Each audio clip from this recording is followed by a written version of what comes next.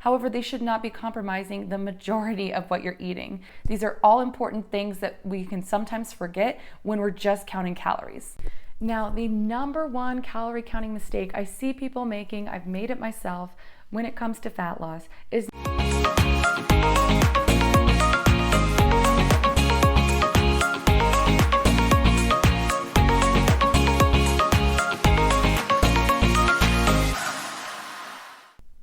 Hey, it's Kaylee here with Curve Fit Academy, the #1 spot for curvy women to get active, healthy, and realize their true queen energy. If that sounds like you, be sure to join our Facebook accountability group linked in the description below. Today we're going to be talking about the top 10 calorie counting mistakes I see my clients make and how to fix them. Be sure to stick around to the end where I show you the top mistake. Without further ado, let's get into it.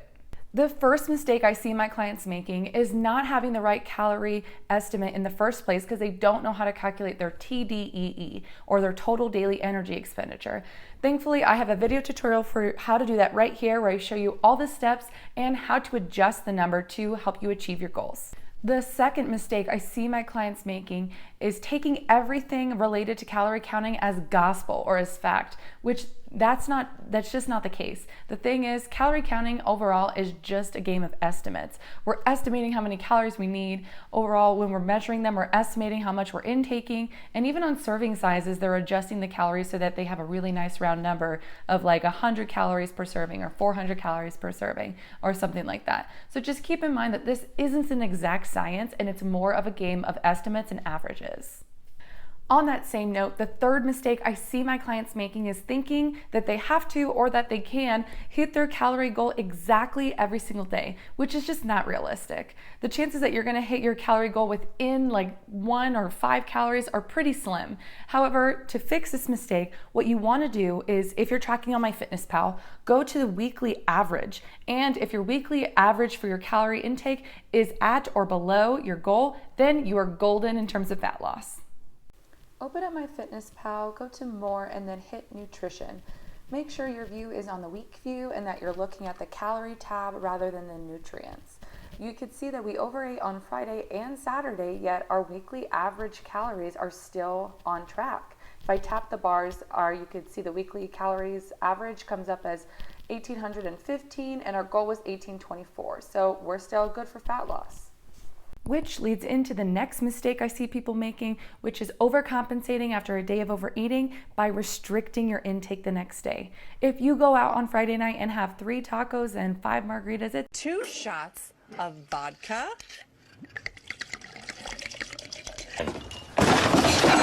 It's not the end of the world. We're aiming for a weekly caloric average that is at or below our goal if our goals are fat loss.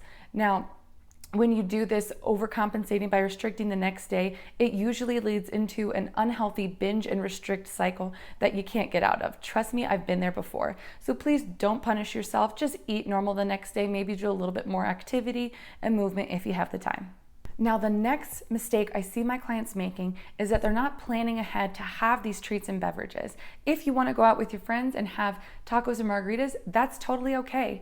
It might be in your best interest to plan it ahead of time. You can go in MyFitnessPal and plan it into, like if you're going out for dinner, for example, putting those items in your dinner and snacks and dessert categories so that you know what your caloric allowance is for the rest of the day and you don't sabotage yourself and achieve your weekly caloric average.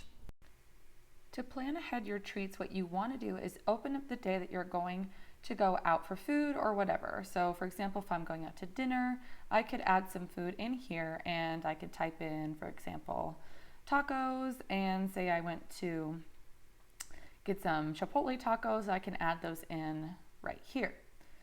Press the check mark to save it, and then let's say I wanted to get a margarita tonight too, so I type in skinny margarita, one of my faves. Then I could tap that there and also add it to my calories. So now I know for the rest of the day I can eat 1,039 calories. I just have to plan accordingly and eat those between breakfast and lunch, and I'll be right on track. The sixth mistake I see people making is filling up on a bunch of diet foods like diet soda, sugar-free Jell-O, and protein powder and supplements just to make sure that they're under their calorie goal. Now, while all of these foods can fit in your fat loss diet and even make it easier to achieve your calorie goal, Please, please, please, they should not be the majority of your diet. You need to be eating whole foods, lean proteins, fruits and vegetables so that you're not missing out on important micronutrients like vitamins, minerals, and fiber that are important for your overall health. If you want to learn about some low-calorie foods that are also nutrient dense, I have this video here that explains all that good stuff. Another mistake my clients often make when they're counting calories is not counting their dressings, dips, oils, fats, and etc. The thing is, these dressings or dips are often high in fat, which is the most calorie dense micronutrient at 9 calories per gram. So you really want to make sure that when you're throwing some cooking oil in the pan that you're measuring it, or if you're using butter, that you're using the measurements on the wrapper to help you cut off a tablespoon or whatever, so that you're not overusing these oils and then forgetting to track them. So please be sure to, number one, measure your cooking oils and other fats and dressings, and also number two, not forgetting to track them because they do add up. The next calorie counting mistake I see people make is taking the number of calories that they burned in their workout and adding that back into their calorie allowance. So if I have 1,800 calories, let's say, for my calorie allowance, and I go to Orange Theory, for example, and my workout says that I burned 500 calories, what a lot of people do is say, cool, I have 500 more calories I can eat today, or I have an extra 500 calorie buffer. This is not what you want to do, because when you're calculating your total daily energy expenditure to get your calorie goal, it's already incorporating your weekly physical activity, which is what I explained in this video here. So you want to make sure that, although that could be a great goal to have, like, oh, I'm going to try to burn 300 calories in this workout or 500 calories or whatever, you want to make sure that you're not re-eating those same calories that same day, because your caloric allowance is already accounting for that. The second to last calorie counting mistake I see people make is never reassessing their calorie needs. Now, every 4 to 6 weeks, you should be reassessing your total daily energy expenditure, which I explain how to do here, so that you know what your calorie goals should be. And this is because it's based off of many variables like your daily activity, your body weight, and even sometimes your body fat percentage. So if any of these change over time, you want to be reassessing your caloric goals so that you can stay on track and hit your goal. Now, the number one calorie counting mistake I see people making, I've made it myself, when it comes to fat loss, is not knowing whether to stay under your calorie goal or to make sure you're staying at or above your protein goal, because these can be two very hard things to balance. Now, when you look at the fat loss or weight loss priorities pyramid, they're organized in a certain way.